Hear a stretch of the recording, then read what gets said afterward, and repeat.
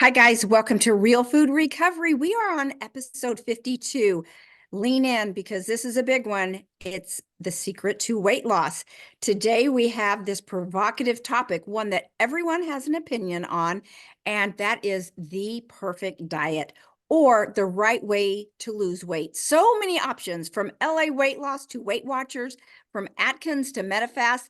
Then we throw in all the different eating plans from keto to carnivore, from plant-based to paleo.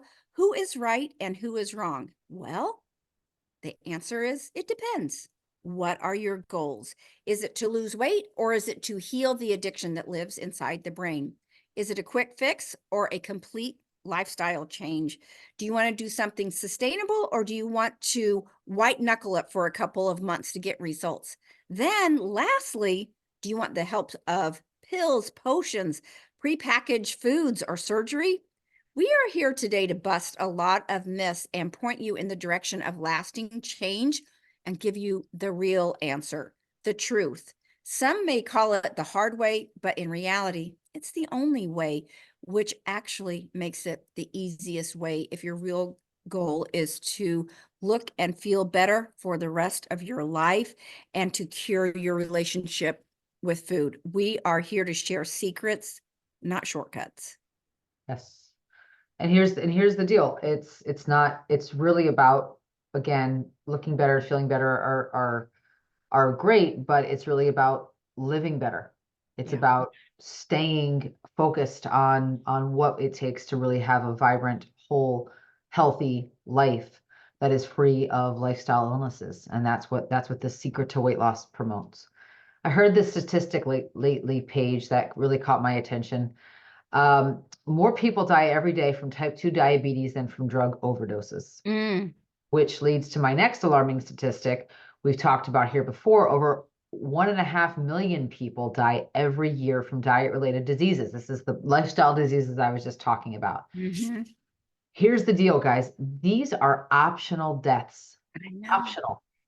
So let's say that another way. People who have lifestyle diseases, and I was on my way to many of them, let me be clear about that.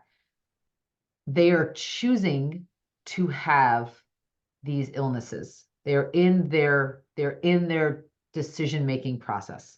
I'm Mm-hmm. not saying it's a conscious decision. I'm not saying they're happy about deciding it. I'm not saying that they're saying I'm going to drive my health into the ground and that's going to be it. I'm not saying that anyone's happy in skipping down the road to type 2 diabetes.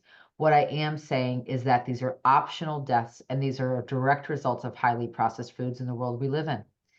Our brains have not caught up to what we're feeding it today. Our brains and our bodies and our cells have been engineered to live off of single ingredient foods. Bad things happen in our brains when we leave these parameters. And we've talked about the physical, emotional, mental effects and the toll of processed food was having on my body. I've talked about that at ad nauseum. Paige, how has this been for you? Oh, wow. Yeah, for sure. I have definitely developed I my sugar addiction, I don't even know when it started because I don't remember not having it. I'll put it that way. Started from my earliest memory. It caught hold and would not let go. I mean, it had a vice grip on me. Then for the next several decades of my life, I was trying to manage this drug of choice and organize my day around satisfying the needs of that addiction. There was nothing pretty happening around this addiction. I could start my day with a candy bar or peanut M&Ms followed by Cheetos. I remember during the Christmas season when there would be all kinds of candy and stuff at the office that I'm like, I don't need to eat breakfast. I know there's some stuff there that by 10 o'clock I'll get hungry. I'll have that. I mean, breakfast of champions right here. I even remember getting a McDonald's ice cream cone at the drive-through one morning, hoping that, the machine was up and running already because it was early. So the problem is it's a complete and total distraction to life, plus all the physical, mental, and emotional symptoms that follow this roller coaster that you are literally chasing all day long. Mhm. Then ultimately, this weight gain starts to follow, which opens the door to the dieting game from our earliest years. By puberty, I was seeing that I was curvier than the other girls, which followed me through my teen years. Thus, this world of comparison and shame comes to greet you. Jamie, when did all of this start for you? The dieting game, the comparison rabbit hole, the shame of looking different, all of that. It definitely started from when I was a child. I mean, beyond just, school age. It was before that. I look at pictures of me as an, maybe between a year and 2 years old, and I was obese. So it started early for me. I just want to take a moment just real quick to talk about the McDonald's ice cream situation. I read somewhere, this is alarming. So if anyone's interested in hearing this, this is alarming. Pretty sure it's true for the Dairy Queens of the world too, and maybe some of the big, ice cream conglomerates out there. But I believe that I've read that McDonald's ice cream in Yeah. quotation, is the same consistency whether it's cold or hot. Oh. Yeah, because it's so chemically laden. Oh, wow. It's actually not ice cream at all. And I thought that once I heard that or read that or somewhere, somehow, I remember thinking, I'll never, and it was actually very helpful because I stayed away from those, huge conglomerates of the ice cream companies like Mhm. McDonald's and Dairy Queen, because I'd read that they're so chemically laden. They have to keep it cold. They keep it cold because it can be served either way, but they keep it cold because our brains register as ice cream should be cold. Nice. That's lovely. Yes. Thank you The for sharing. same, the same, this probably from the same people that I learned about McDonald's hamburgers or cheeseburgers being the same if they were stored for years in their wrapper. Oh, They would for sure. they would never mold. They would look exactly the same as Very they did on the efficient. day they were wrapped. I was just in our connections hour before I came on here, and someone was talking about they had to be at a business dinner last night. And Mm. so they ordered this, what they deemed a really clean food. And she said, as soon as I tasted it, immediately it was a clean food, but you could tell all the chemicals that the restaurants put in it. And she said, I woke up with a migraine this morning. So anyway, And I it's so interrupted you. easy. No, for me, it really started early. It started so early for me. The whole idea of the comparison and dieting game. I was being dragged to Weight Watchers as a preteen.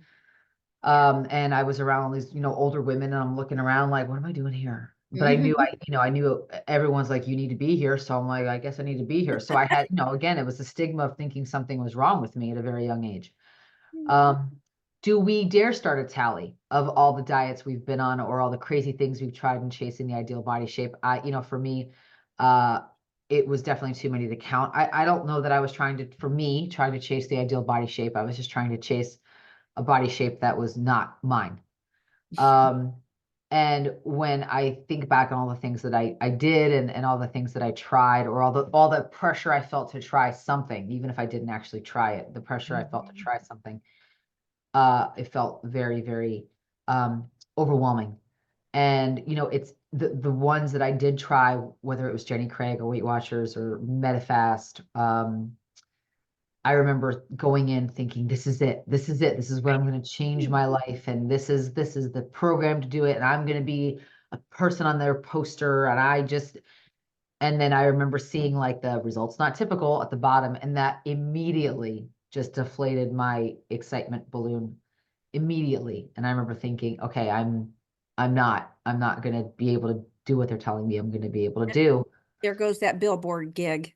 Yep, exactly. So it's all about profitability. It's all about dangling something in front of us that we think we can have, and the reality of these food plans is that we really can't.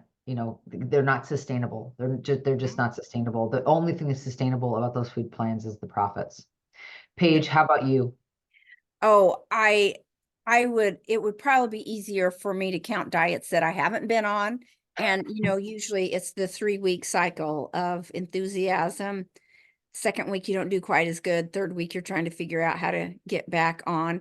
But I mean, it's a setup for disaster from the beginning. And the thing that you talked about that just shoots me through the chest is what they're selling is I guess that this is the hope of, this is the shiny new thing that's going to cure all, and you just are so susceptible to buy in that because you want the easy answer. You can't figure out why you're trapped in this, and so it just sets you up for depression. I don't know about you, but it Oh just yeah. actually made things worse because I would feel this physical sensation of blueness just wash over me when things weren't panning out like I had just prayed for, that finally I'd be out of this hell. But Mhm. it actually only sunk me deeper into a pit. So, let's start talking about what does work. Those old ways were like bad boyfriends. You got to forget it and move on to greener pastures. And when you know better, you do better. I heard someone say the other day, make a list of the foods that cause you to lose control. Then give me the number of how many times you have lost control while eating them and how many times you were able to successfully practice portion control. I That's funny. obviously, yeah, I had to laugh at that obvious answer to those questions. The irony is that these food manufacturers have built an entire industry around those answers. They already know those answers. So much so that they built it into their slogan, but you can't just eat one. They already know that the brain does not allow just one. That's why they are rich and we are sick. Their marketing teams are well versed in America's biggest weakness. They are profiting off our demise and they do not care. They are laughing all the way to the bank. Later, we're going to talk about the question of moderation. It's my birthday or it's Christmas. Can I just have some once in a while? But for now, Jamie, do you want to, in quotes, air quotes, weigh in on this before we dive deep into the meat and potatoes of weight loss? Yes. So here's, from my perspective, here's the deal about the food industry.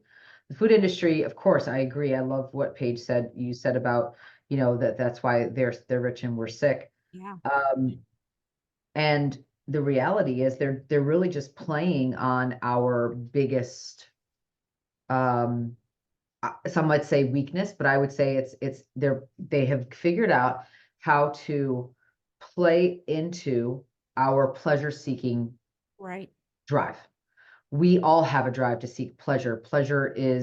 We seek pleasure because we're either trying to procreate our species Yeah. or we're trying to ensure that we are around on the planet, and of course to survive on the planet, right? Those are why we seek pleasure. So Mhm. we seek pleasure through sexual relations, we seek pleasure through food, and we seek pleasure through not exerting or overexerting ourselves so that we have no energy to live. Mhm. So the food marketers have, and big food, big pharma have figured out a way to keep us squarely in the pleasure trap, Mhm. squarely in this place of when we seek pleasure, the things that we're seeking out naturally, automatically, without trying, are the highly palatable, ultra processed foods. And when we eat them, it completely overwhelms our pleasure receptors. We have a huge surge of dopamine that's released in the brain and the neurotransmitters and in the gut. And what happens in the gut brain axis, they communicate like, this works, this is good, this is amazing. And then when you're so filled with a response, an overwhelming response in every aspect of your body to these foods, you begin, just like we're programmed to do, to seek these foods Yeah. everywhere we can. Yeah. And the food industry is happy to oblige. They're happy to oblige. There's no profitability when we're well. Exactly. People are only making money when we're sick. Right. Well, they're making money selling us pleasure. Yeah. And the outcome of this pleasure is that the human being gets sick. And then you've got, the big pharma and the health and insurance industries that are coming in and profiting off of it. I don't I don't believe that the food industry is trying to make us sick. The food industry is trying to get us hooked. And then other industries are coming in and profiting from that, Yeah. from the outcomes of that. Yeah. And so when I think about, um, we'll talk about moderation in a moment, but how the food industry works, I just look at it as, if it's manufactured, it's not for me. Mhm. So, and that's a journey, right? That's a journey because some things that I think are okay really are manufactured, and we'll talk about that more. But Mhm. here's the deal, guys. We have the answer. Paige and I have the answer. Drum Well, roll. we're here sharing the answer. We don't, it's not just ours. We're here passing along the intelligence to all of you. The answer, the secret to permanent weight loss, and it is sticking to single ingredient foods. That's it. Single ingredient, Okay. non-processed foods. And when you do that, watch how your body starts literally whittling down to its natural state.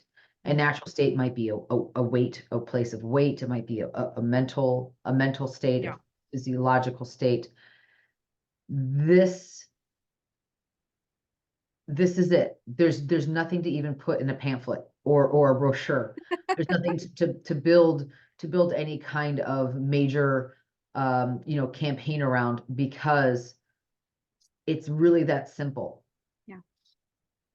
I agree. I was literally in our last hour, our connection hour before I hopped on here to record with you. We were talking about this exact thing that this is the secret to weight loss, just a single ingredient. And it's because your body gives you feedback when you're eating single ingredient foods. For instance, you could maybe eat 8 donuts in a day because your body goes, oh, that's good. Have more, have more, have more. But you could never eat 8 apples because your body would be working properly. The Mhm. brain would be working properly. You would be getting the Exactly. appropriate feedback. So our body is designed to give appropriate feedback when we feed it appropriately, like it was designed to do. So Exactly. here's the big payoff to filling up on fruits and vegetables. They are filled with fiber and water, both of which are very satiating and keep you full longer, as well as being lower calorie density items, so you can eat more without breaking the calorie bank. Some say fill up your plate with at least half of vegetables. I remember when we were interviewing Chef AJ, she says she starts her day with a pound of vegetables every morning for breakfast. Smart, smart, smart, smart, smart, very smart. I Mhm. also stick to lean proteins and complex carbs. Again, my starches, with my starches, fiber is the key for me. I aim to get at least 30 grams a day. What about you, Jamie, with all of that? Yeah, I start my day with a pound of raw vegetables as Oh, you well. do that too? And every morning, and now for me, I put them into a smoothie with my flax seeds and my water, and that's it. And I just drink it down, a little lemon juice, and I drink it down. It definitely will wake you up. It's a taste that wakes you up. It's something that my husband swears he will never drink, but you know what? Never say never. And I really, really all of my meals are built around vegetables the rest of the day. And Mhm. it does it I don't even bother to measure anything with my vegetables. Right. I don't worry about measuring my vegetables at all. The more fiber the better as far as I'm concerned. Vegetable fiber, plant fiber, the better. Mhm. I don't imbibe, fiber pills or fiber powders, or I don't look at, getting my fiber from brown rice per se. I Mhm. look at my fiber coming from vegetables and fruits, and Mhm. then to complement it with some with grains. Mhm. This is such an interesting topic next because um, kind of leads into what you were just saying about eating your smoothie that your husband will never drink. We often get the question, isn't it boring?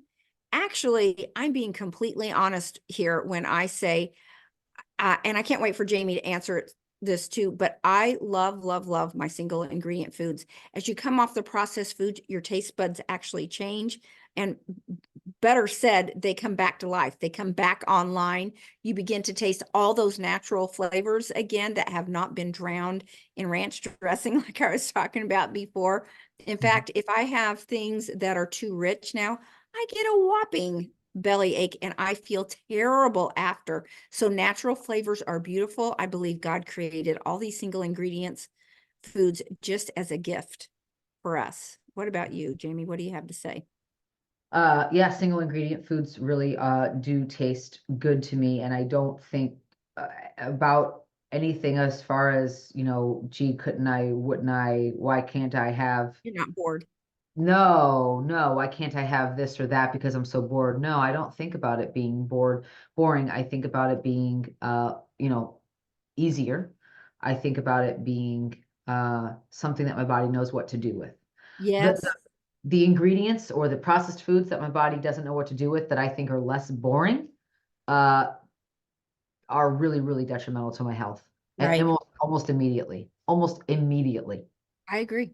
within minutes after eating that ultra processed food or baked good or version of some kind of junk food, I feel gross, just like you mentioned. I feel Yeah. terrible and gross.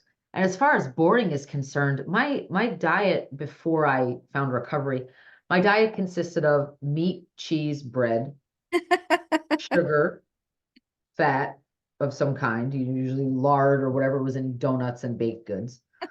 And then it was cheese, sauce, bread, and more fat, Funny. right?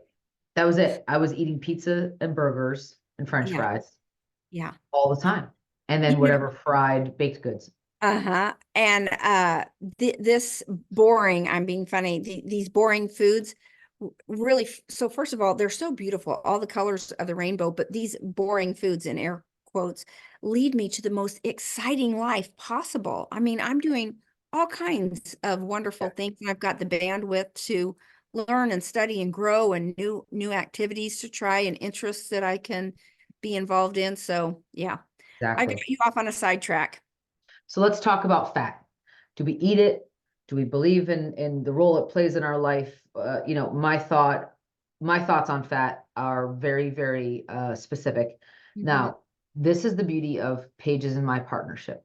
The reason that we started Real Food Recovery is because we both had, this sort of imprisonment around food and food behaviors. But because we have different histories with food and different histories with our body and our weight, Paige and I have very different perspectives on fats. That does not mean that one is right and the other is wrong or vice versa. It just means that because we have different metabolic histories Right. and different physiological makeup to our bodies, we can handle fats differently. So you'll hear very different answers from Paige and I. For Mhm. me, fats are something that I really need to stay away from. The reason is because not only do they contribute quickly to weight gain, but the reason is because I was morbidly obese for so many years, my skin, of course, stretched out, but my fat cells were deposited. You can create new fat cells very easily when you overeat calories. Mhm. So I had created and over created fat cells for years. I never had anything removed. I never had liposuction. I never had any skin surgery. I never had any other than my gallbladder, which unfortunately did not have any fat cells in it. Nothing has been altered in my body. I've never had a surgery, never had a stomach staple, never had a stomach, gastric bypass, nothing. And because I've chosen not to have any surgeries at all, I still have all my fat cells. They are very small for the most part, but they're there. And so it's very important for me to eat low fat because the minute I do, all of the fat cells in my body store the fat like that. But that's not what causes the weight gain. What causes the weight gain for me is all of these fat cells are now their keys, the locks, I should say, are gummed up. The key of glucose to get into the cell can't get in anymore. So now that glucose just runs rampant in my bloodstream. Whatever I'm eating, it could be glucose from brown rice or a potato or some kind of starch that's healthy. Doesn't matter. It's rampant in my bloodstream. When we have high blood sugar, what do we also have? Insulin spike. Insulin, Mhm. we know, is the fat storage hormone. So, boom, I will gain fat, and all of those fat cells, all those extra fat cells that are sitting there so small, now they're locked up. And now they're like, oh, well, I'm just going to store and store and store and store and store and store and store. Mhm. So, the weight gain happens very fast for me. Do you Uh, have any fat at all?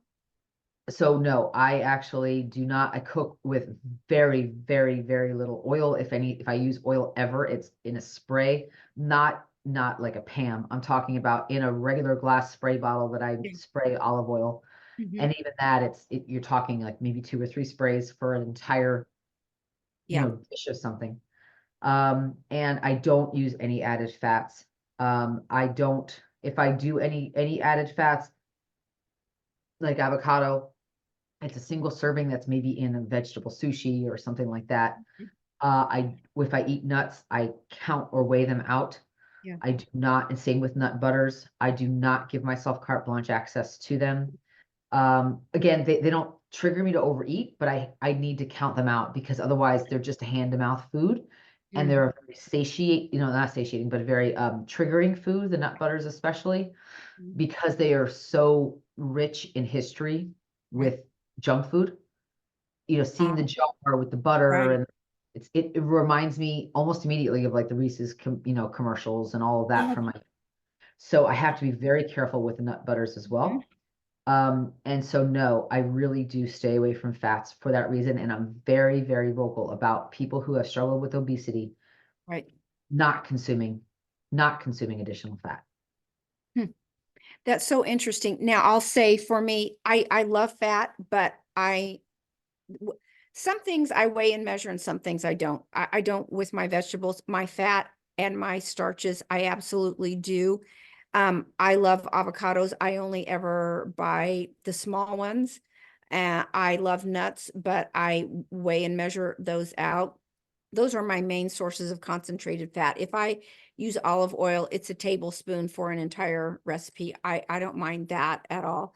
Um, Jamie's had to suffer through many a meeting watching me eat my daily pound of salad with my half cup of raw unsalted almonds with a drizzle of balsamic. That's just like every day in my repertoire.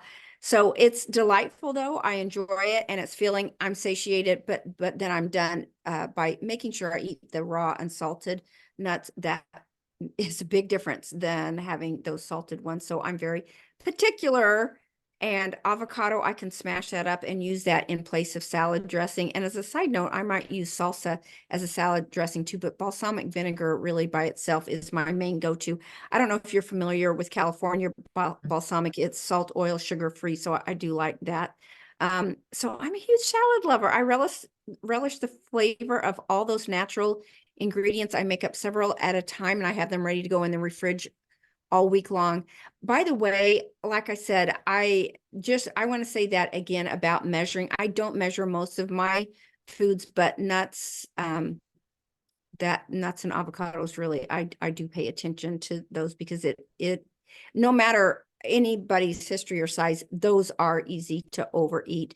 So that's the great thing about single ingredient foods is you just naturally fill up and your brain is now on your team and will let you know when you've had enough. Those signals are working and that's what we want to do is keep the line of communication open. And when we're into processed food, that the brain gets all discombobulated. As Jamie has famously said, when you have never seen a fat deer in the wild, and I love that. It's very self-explanatory. Exactly. Although you want to hear something funny. I was just, so a good friend of mine he's got, some property in New Jersey, and there's a lot of wild deer in New Jersey that are becoming more domesticated. Like I'm pretty sure that somebody's gonna have a pet deer pretty soon. Uh, they have like pet cows on Instagram and TikTok that I've Oh seen, like my gosh. people, I've seen reels with people and their pet cows. Oh geez. No joke. I don't understand. Like in their house. They Oh, have like, in the house. oh yeah, A domesticated, lot of poo on the carpet. right? Well, I don't understand. I don't understand that whole scenario. Anyway, this man he's fed the deer now over time. He's sort of creating an environment for them that's welcoming. And at first, I kind of noticed like there's just pictures of deer, no big deal. And then last night there he's posting a picture of the deer. And I looked and I thought, God, that deer looks fat.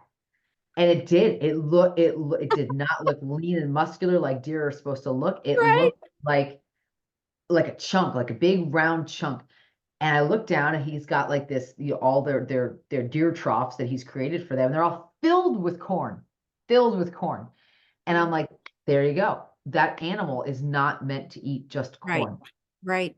Here and Ex- there, it's going to have some corn in its environment, maybe, I guess. But you don't see corn farmers being like, we got to run the deer out of the corn this year because they're eating all the corn. Like deer don't naturally eat corn.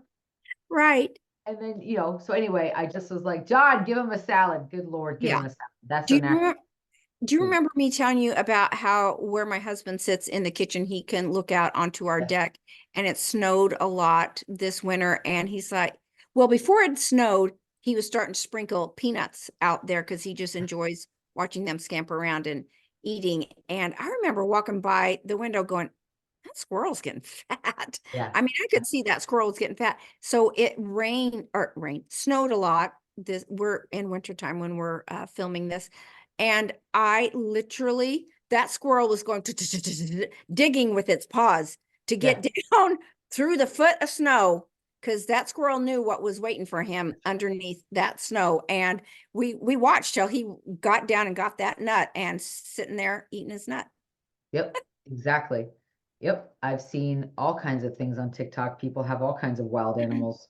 And I saw a beaver. Somebody's domesticated a beaver in their home. The beaver, I can't even believe I'm saying this. The beaver got into, maybe it was a hedgehog, who knows, or a woodchuck. Covered. I don't know what the differences are. Somebody, if you guys know the difference between those three animals, write it in the chat. But essentially, I never thought I'd say that sentence. But essentially, this woodchuck, beaver, whatever it was like breaking into this person's pantry Yeah. and like ripping into boxes of Ritz crackers. Yeah. And the owner was filming it and be like, oh, that beaver loves Ritz crackers. And I'm Oh my gosh. like, and it was voracious with these Oh, Ritz sure. crackers. Same. So okay, so here's the deal, guys. We're animals. We're no different. Yeah. We're no different than the deer or the squirrel or the beaver slash woodchuck. We're no different. Yeah. I'm that squirrel on the back deck digging through Right. snow and That's by the right. way, my husband isn't buying the unsalted, unroasted. Those are In the honey maple roasted covered. peanuts. Yeah, maple covered peanuts. He's lucky he doesn't see me catch me out on the back deck. That's Oh hilarious. gosh. So let's touch on starches, Yeah. not honey roasted starches, but Yeah. starches. Carbs are great, but we really recommend sticking to complex carbs, ones Right. that have fiber, such as single Mhm. ingredient carbohydrates, such as potatoes, oats, quinoa, barley, brown rice. We refer to them as complex carbohydrates and whole grains because of the fiber. So for me, due to the way I eat, I sequence my meals and I focus on eating the calorie dilute foods first and the calorie dense foods second. I eat my starches last. Yeah. So if there's a meal, I'll build, on the bottom, I will build like maybe the cooked veggies, and above that, I'll put a big mound of raw veggies, and then on the side, I'll have the starch, Yeah. or I'll mix the starch in, whatever that is. How do you Mhm. handle starches, Paige? Yeah, that's kind of how I do. I mix it in if it's a big salad, or I do measure out. I'll make a pot of whatever I'm having, or whether it's diced sweet potatoes or rice, and I'll portion it out. I do weigh those out and have them in little containers ready to go. But I used to never eat that, and I used to be keto for a long time. And you know what? Life is better with apples. I don't want to give up my apples. So I What do, we're meant to eat yeah. I with want to have vegetables. carbs. Um, so when it comes to protein, I stick to lean proteins, and usually I have my husband do a big mixed grill for the week. He can sit out there and talk to the squirrels when he's out There you on go. the deck. There you go. So then I measure that out and have it portioned out, and I'm ready to just pull it out during the week and heat it up, and it's always ready to go. We're big believers in planning, preparing your food ahead of time. I think it is the number one key to success. Before my eyeballs close at night, I know exactly what I'm going to eat the next day, and it's on hand and at the ready. In addition to lean meat, I also enjoy eggs, beans, tempeh as protein sources. Jamie, what do you do for your proteins? Yeah, all my protein are plant sources, so it's going to be beans and tempeh and tofu, some tofu. I found chickpea tofu recently, Oh, so I love that's it. then they can be made, by the way, chickpea, lentil tofus, all of those can be made pretty easily at home. I don't make them, but yeah, they can be made almost if you have once you cook your lentils or cook your chickpeas, you just, you've got to make sure the liquid ratio is right, and then get the liquid out, and then blend them, Mm, and allow them to sort of form into that block. So, and that can be done just by packing a particular pan with them. mm, But there's recipes online. I don't make them. I buy them. So those are my go-to proteins. But anything from plants. All of the plants that I eat have protein. So I don't know about you, Paige, and you were a nurse. You were at the bedside for a big portion of your career as a nurse. Did you ever run into a patient that was in the hospital or the ICU because they had a protein deficiency? I don't remember anybody bringing that up, but most of my patients were intubated, so there There you wasn't a go. lot of conversation. No, So, but but you didn't no, see that on their chart, right? never, Never. never once, And not ever. so this protein thing, guys, is a big, huge myth that's purported by the meat industry. I'm just Yeah, letting everyone know. Big yeah. food is behind, and not even the meat industry. The meat industry, the alternative meat industry, the Oh, plant-based meat yeah. industry. Yes. It's not just Mm, the farmers. It's all of the folks that are preparing protein, even right, protein powder manufacturers are behind this whole idea of that you need to eat more protein. right. There has never been a person in the hospital that anyone has ever talked about who No, has protein deficiency. So the fact that we're all thinking we need to lead with protein, or we're just going to melt away into the is insane. It's right. insane. It is a myth that is pushed by big food, Yeah. whatever, animal protein manufacturers or plant protein manufacturers. Hmm. So I've never seen Big Tofu come out and say, you got to eat your tofu, right? But I have seen in the Impossible Burger Company come out I and say, you got to know get your protein from the Impossible Burgers if you're not going to eat meat. that is very manufactured. Yeah. So it's just something to keep in mind. Hmm. So let's touch briefly on the topic of moderation. I love this topic so much. And here's my short sentence. You cannot moderate immoderatable foods. Foods that were designed to light up your brain like a Christmas tree were not created for one small piece. And since we know that processed food addiction is progressive, it's a slippery slope to start on allowances. Those can spin out of control very easily, especially when we're talking about addiction. Know thy trigger foods. And for me, the best policy is I just don't play with fire.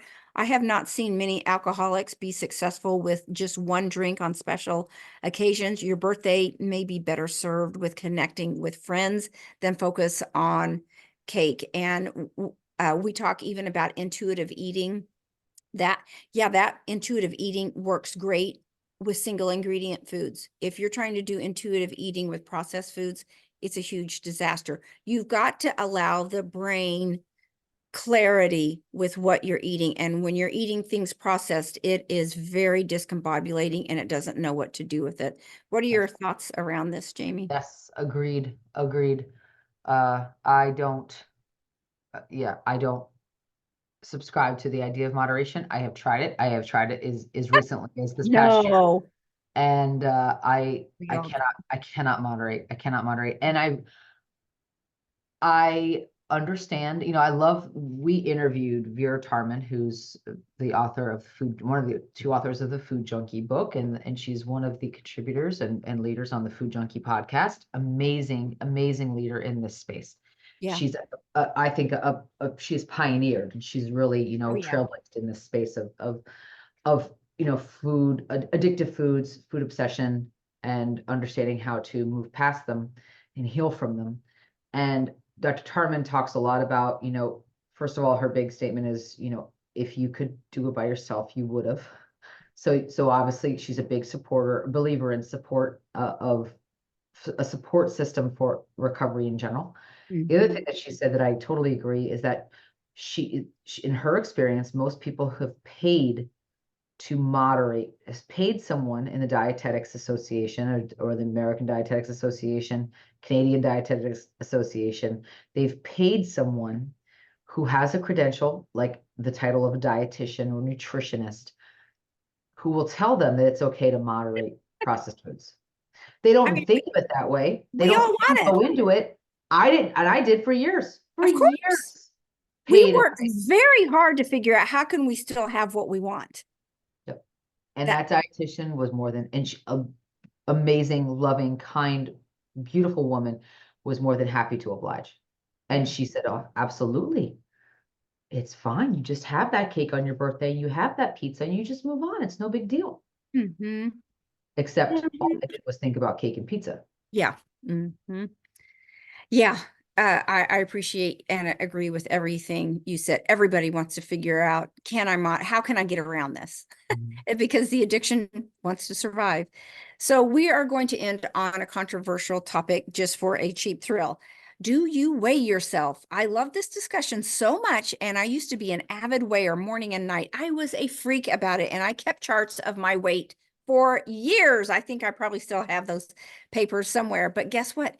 It never made me lose one single ounce, but it did make me a crazy person, and the scale might have just as well popped up an emotion versus a number because I allowed the scale to determine more than gravity. It told me if I was happy, sad, depressed, or feeling good about myself. And the more I lifted weights, the higher the number went on the scale, even though my pants were getting looser. So I made a big girl decision and I broke up with the scale a few years ago. And I have never been happier about that decision. I've never regretted that. It was the right thing to do for me. My philosophy is if I am doing everything in my power to take care of myself, there's nothing left to be done. Then it doesn't matter what the scale says if there's nothing more to do. So I'm doing my best and I'm going to leave it there. And I don't need a scale to tell me if I'm doing well or not well. What about you, Jamie? Agreed. Yep. I totally agree with everything you just said. I don't use a scale. I've not used a scale in years. And even when I go to the doctor, I'll just tell them, I need to face the other way and Yep. don't tell me the number. It's not helpful in any way, shape, or form. Now, that's also because Paige and I are sitting here talking without any medical issues. We Yeah. don't have any pre-existing conditions. We don't have any medications that we take that require us to weigh.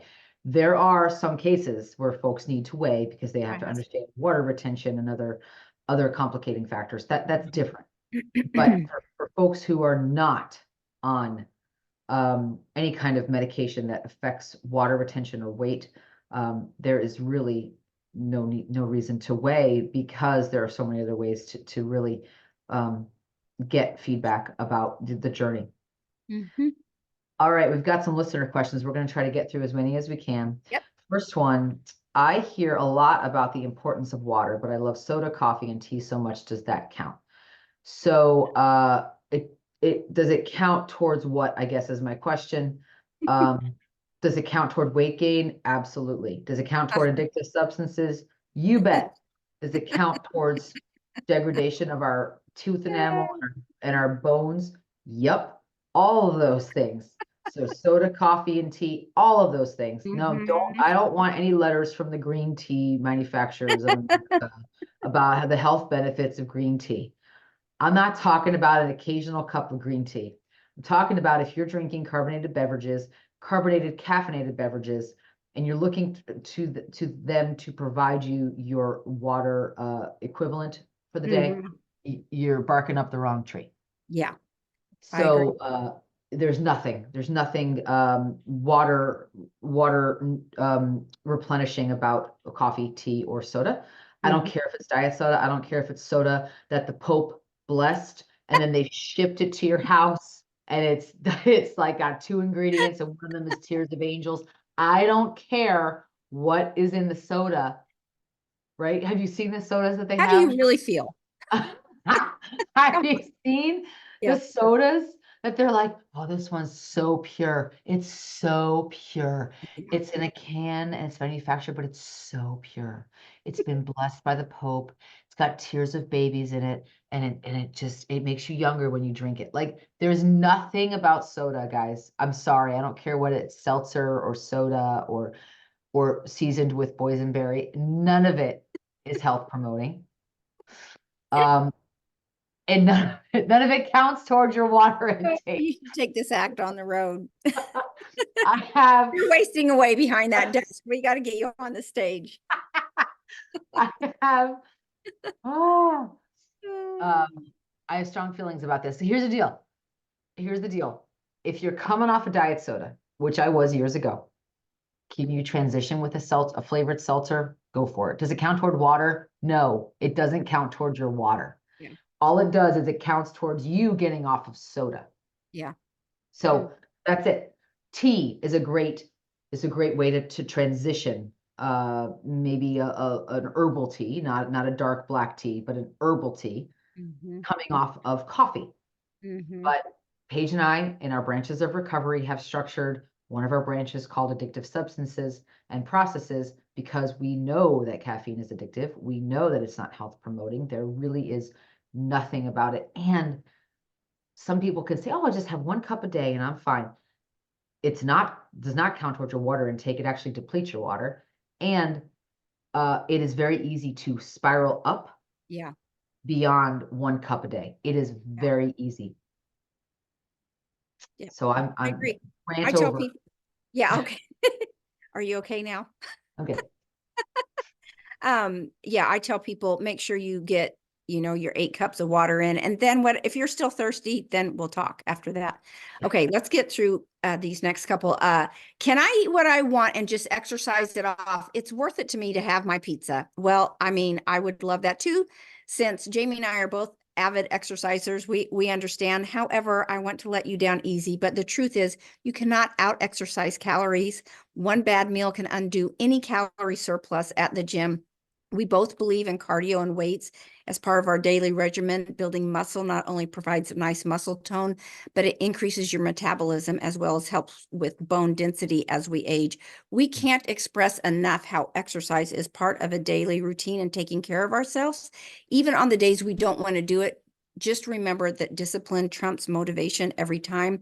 So keep up the movement and try having some homemade tomato sauce over spaghetti squash. An easy recipe that I do with my daughter's tomatoes out of her garden. I chop up those tomatoes with onion, garlic, jalapeno, and spices with or without olive oil. Bake it up at 400 for an hour. Then I blend it up in the blender and use it over rice or protein. You will be surprised how that might solve your pizza fix. So there's a happy medium between yes and no. The bottom line is processed food addiction is progressive, and we are trying to help people create healthy habits that serve them for a lifetime. If you can just eat one piece of pizza and be satisfied, then let's talk. We'll go from there. Yeah. So here's the deal. I had to learn years ago because pizza was one of my major food groups. I had to learn how to what I really wanted about the pizza. And for me, it was the tomato sauce and it was the maybe even the hand to mouth, but really it was just the tomato sauce flavor Yeah, profile. So once totally. I was able to take that tomato sauce and put it into other things and on other things like spaghetti squash, and for me, spaghetti squash is really even part of it, right? Like I'll make spaghetti squash and broccoli and cauliflower and a whole bunch of other veggies, and Mhm. then put the tomato sauce that I make Yeah, on it, and it's fine. it's And I don't great. think twice about it.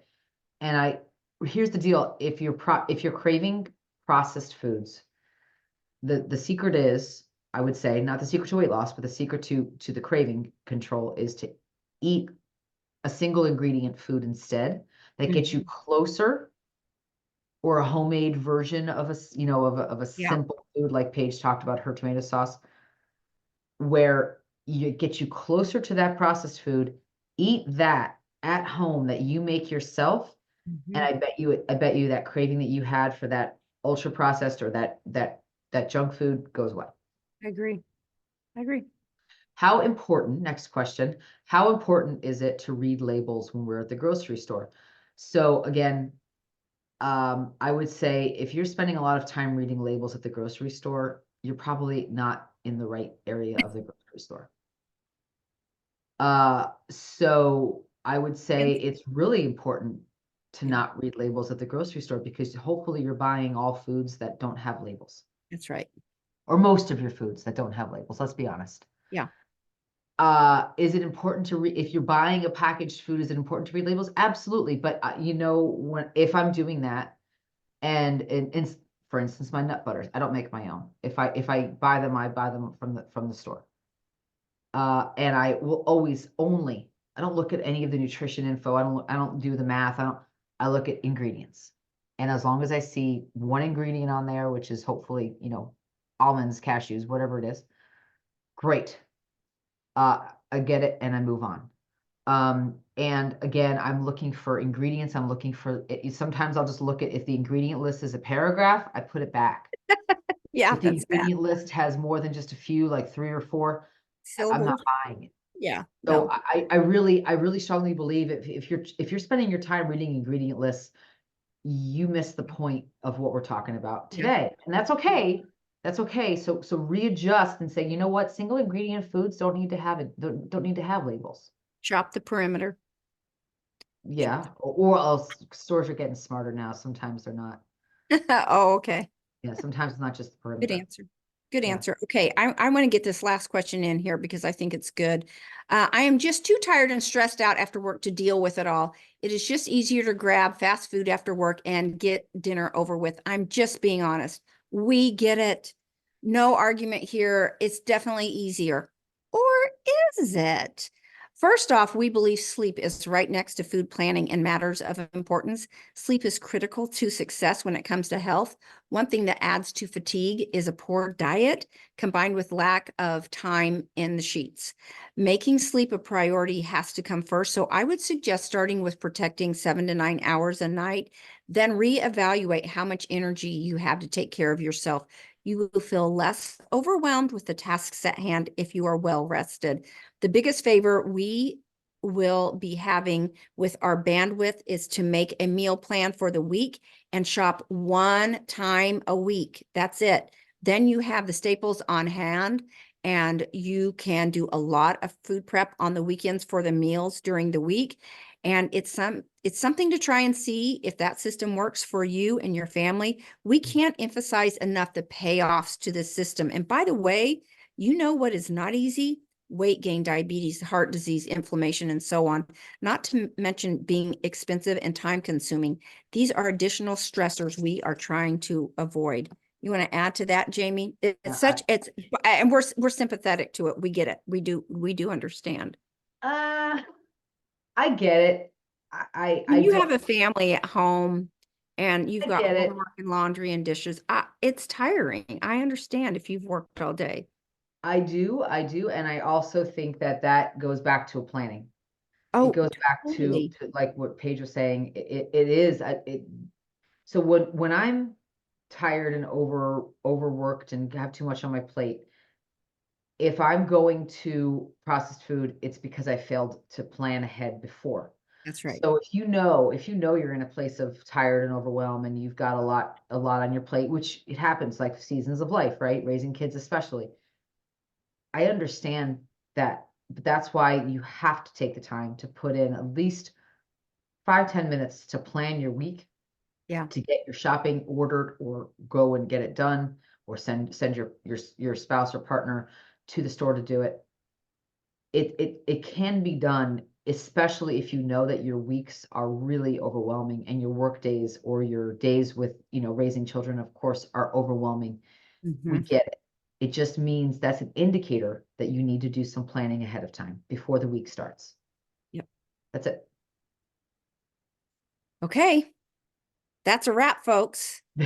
We big episode, long episode, but so many critical topics that we talked about. And we hope that you have come away with the secret to weight loss, permanent weight loss, and happiness and joy in life. And if you want to know more, you can find us at realfoodrecovery4u.com. That's the number 4, the letter U. And we would love to see you over there. Thanks, guys. See you next time. Bye-bye. Take care.